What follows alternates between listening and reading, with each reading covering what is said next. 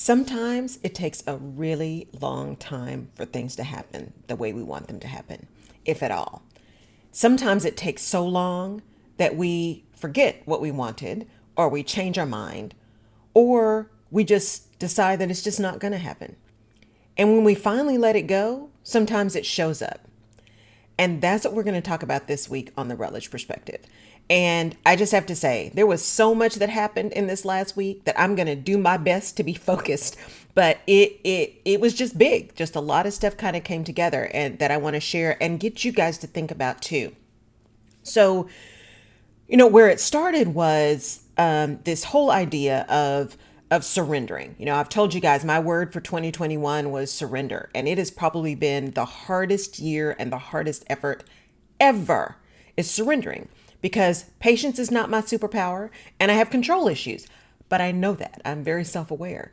And so that surrender word, which really did speak to me. I mean, I heard it very clearly, has been very difficult to stay surrendering to the flow, to just be in flow, to know that there's very little that's in our own control. And all we can do is control our response to things and our activity and our action. Well, this weekend, as I drove up to my house at some point, and I've been talking to you guys about this whole gardening thing, which will tie in as well. But I drove up to my house and I happened to take a look at my sago palms. Now, I have a love-hate relationship with these things, mostly hate. I really don't like them. But I have three of them in my front drive, and there's a small one, a medium, and a large, and they're that way because of the other trees in my front yard. So, of course, the more tree cover, the smaller, because they haven't gotten as much sun to be able to grow. And I hadn't really been paying attention to these things. I mean, with the freeze that we had, they froze. I had my lawn guys come and cut off all the fronds, and then all of a sudden I saw these little baby ones popping up, and I just got frustrated, and I thought, you know what, I'm just not even going to think about it. And the same thing happened with my other trees. I ended up having to get a really big palm tree out of my backyard cut down because it died. And if it had fallen during hurricane season, I mean, it would have taken my house out. And then my front trees had some significant damage. One of them was really, almost all of the branches were dead. And I hadn't even paid attention to that either. And so as I drove in my driveway this weekend, I was like, wait, what happened? And if you want to see it, you can see my post from Monday this week. You can see the pictures of the palms. They were literally nothing. And as I looked at these things, not only were those little baby ones that had fallen kind of by the trunk, I guess, started growing, but the tiniest one was fuller than I have ever seen it. I mean, it was like incredible. Now, we've also had a lot of rain, but this thing, I've never seen this thing look this way. And then the middle one, which again was dead, all the fronds were gone, but the little babies around it were growing. Now, all of a sudden, it's full. Again, fuller than I've seen it. Not only that, but the biggest one, the one that had all of the sun, the one that was growing the biggest, being the fullest before the freeze, I really thought it was truly dead because nothing was happening with it. I'll be dadgum if that one doesn't have new fronds coming out of the center. And so I was like, well, you know what the old folks used to say, you ain't dead yet. I guess that's true. And what hit me was even looking at my other trees in my front yard, the one that I had to take a lot of branches off, it has got so much new growth that you wouldn't know other than looking at it that it was dying or dead or that it had been damaged. And the same thing is happening in my garden, this garden that has taken off, right? The thing I did for this garden, I wanted cucumbers. I've been really into cucumbers lately, and I wanted some cucumbers and I wanted some strawberries. Those were the two things that I wanted. But what did I buy?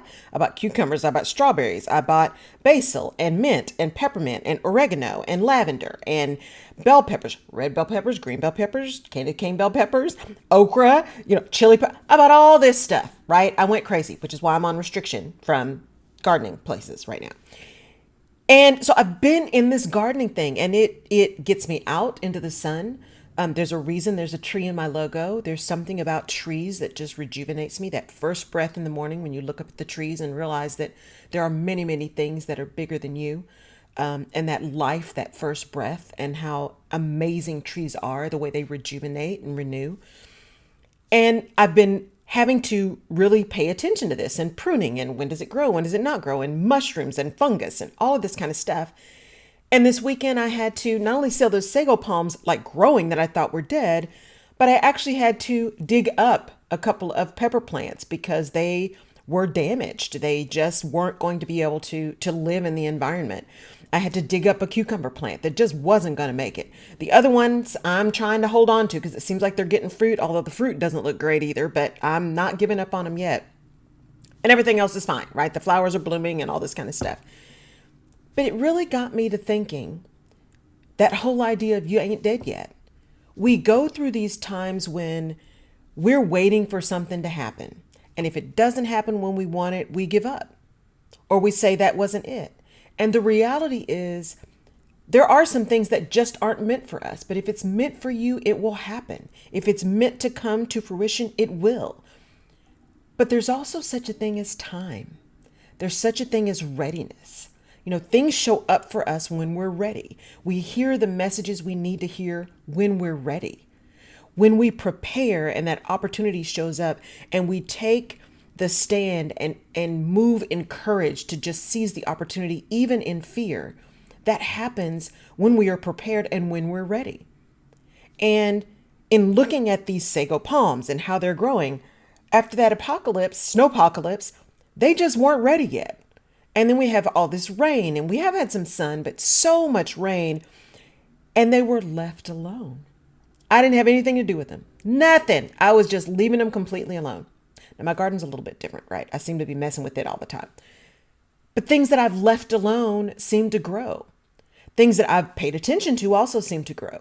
And so how do we make that balance of really getting clear on what it is we want and where we're going, and more importantly, why?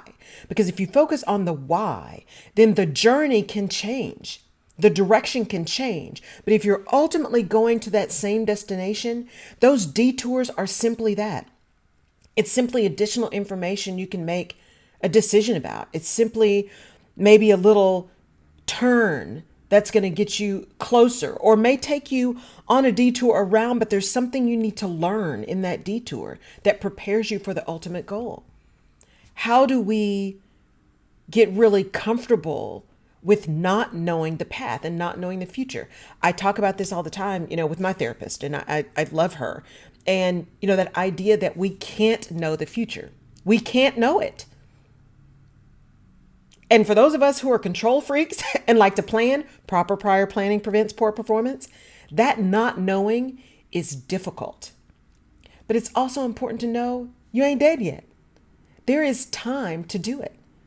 There's so many things that I want to get done, that I want to move in my business, that I want to do to serve all of you. And some of those to serve myself, getting my Spanish back, getting my French back, getting some things moving. And I said to myself this week, I said, well, you keep saying you're gonna, why don't you just do? Now, part of that we also have to manage because we tend to beat ourselves up about the things we're not doing. And sometimes if we're in that dorsal state, right, we're doing the best that we can to just function. So we do have to give ourselves some grace. But if there's something that we want to do, then what are we doing to be in action to make it happen? Because we can believe for something. We can pray for something. We can manifest something. We can believe for something. But we also have to be in action. And then we have to be willing to see that thing show up, maybe in a different package, in a different form, in a different time than we were initially expecting. But we ain't dead yet. So we have to keep moving. We have to keep moving because you never know what's going to blossom out of that dormant state. Some things just go to ground because it's not their season. One of the first plants that really bloomed in my garden was spinach. This spinach was amazing. Like, I didn't even think about growing spinach from seeds, and it just went full bore. What I didn't do is my research that said spinach is really a fall plant. And so it started dying. Well, it's hot here, and it was way past the fall when I decided to do this gardening thing. So I ended up losing my spinach, but now I know I'll be planting my spinach in the fall, and I'm excited to have that abundant growth of spinach. It's the same thing with our businesses. I was recently introduced to a woman who does some coaching specifically for Black women. She puts these cohorts together. And I'm so excited about that because one of the things that I have been really wanting is to get engaged and involved with the mastermind, with and for and surrounding myself with Black women who are doing amazing things. And so I was introduced to this woman through someone else, through my business partner for Empowerment Village. And she's like, you got to talk to this woman. I wish I could, but I'm not a Black woman. So you got to do it. And I ended up talking to this woman and we just connected. And once we connected and I decided I'm doing this thing with her, that tape started playing. Man, I can't believe I didn't find her earlier. Why didn't I do this earlier? Blah, blah, blah. And I had to stop because I wasn't ready earlier. And everything that I've done beforehand prepared me for this. What I've learned about what I want, what I've gotten clear about in terms of where my business is going to go, in terms of what I want and how I want to serve, not where everyone else thinks my genius is. Standing in that confidence, still having those moments, because we will have those, but being really clear about what that journey is. And because I'm more clear, being able to seek out the support and the drive and the accountability that I need. And being able to be in a place where I can be truly transparent with this person. I mean, this was a really raw conversation. I was very clear about the fact that, look, there's some things that I'm really working on in this business around success being tied to pain for me. Success being tied to pain. And I'm probably not the only one out there. Raise your hand if success is tied to pain for you. I'm sure I'm not the only one out there that has that connection where those neurons have connected to success to pain. I was extremely successful in my corporate career and learned a lot and have some amazing friendships and connections from that. And that work is what has enabled me to be where I am now. But it was painful. I lost me. I gained a lot of weight. I lost my health. I lost my sanity in some cases. I mean, the trauma from corporate America, especially for people of color and in particular Black women, is real.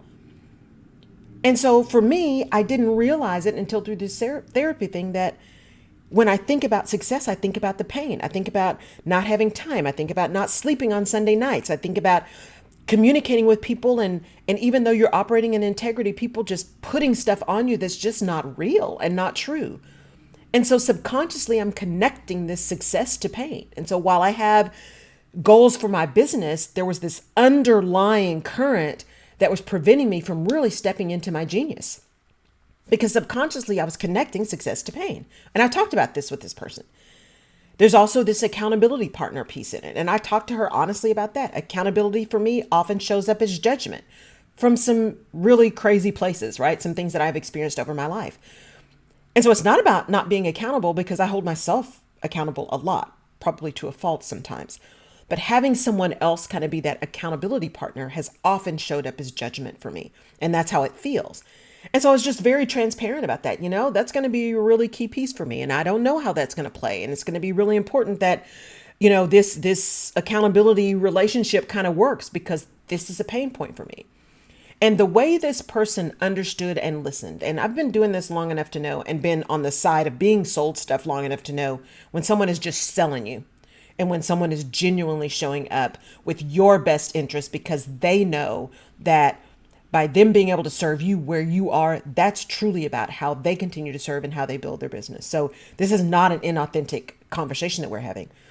And so I knew by talking to this person that my being really transparent and standing in that actually is going to make this a much greater, more in-depth experience for me. And it is showing up at the time that I need it because I ain't dead yet.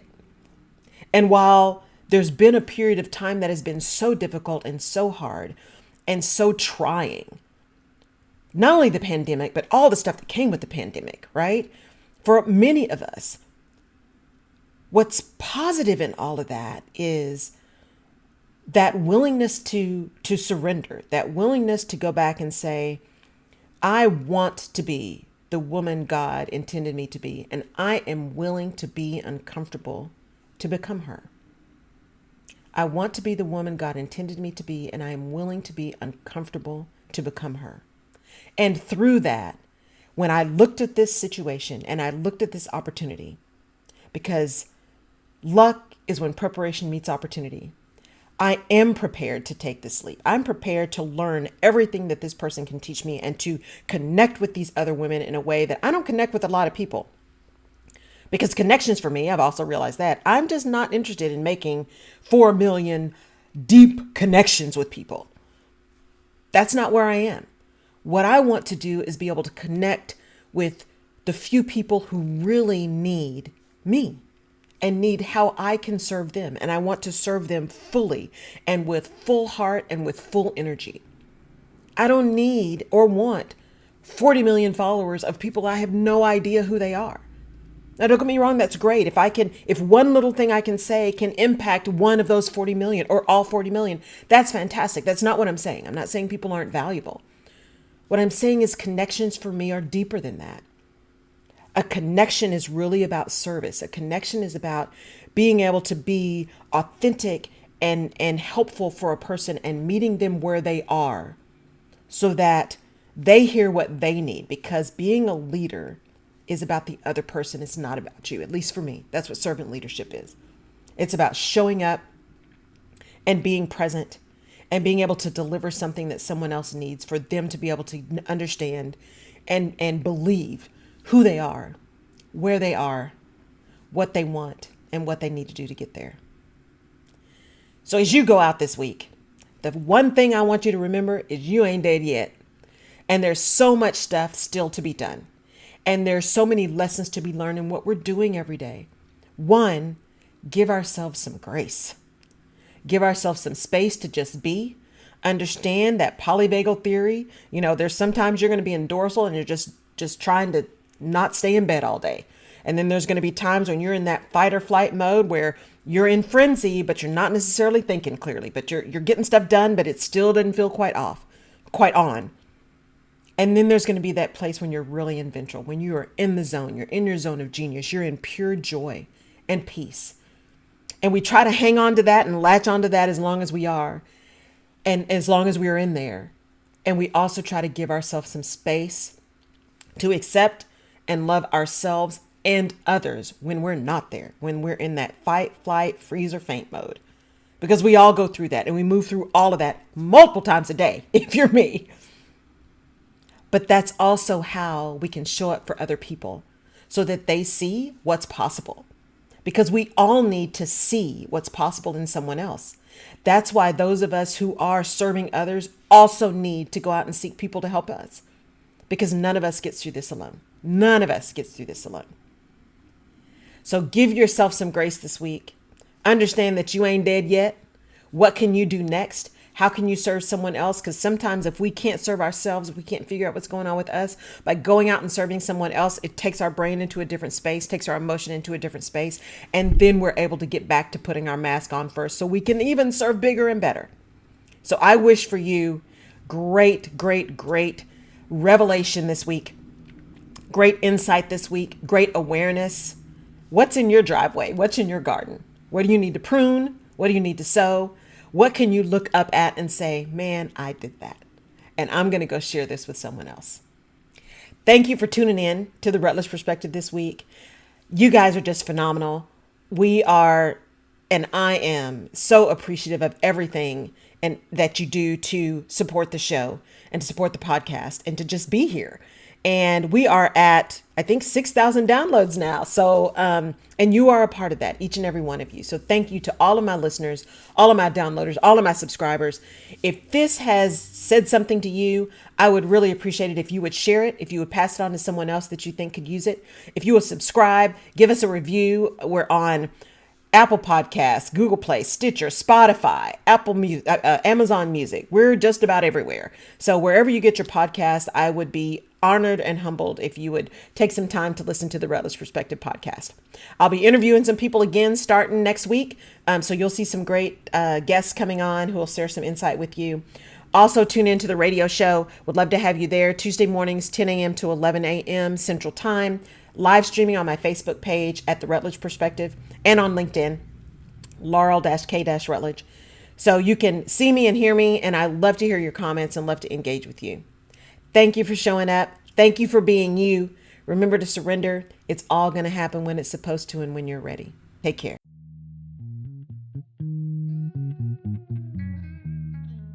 You've been watching The Rutledge Perspective. Thank you for tuning in.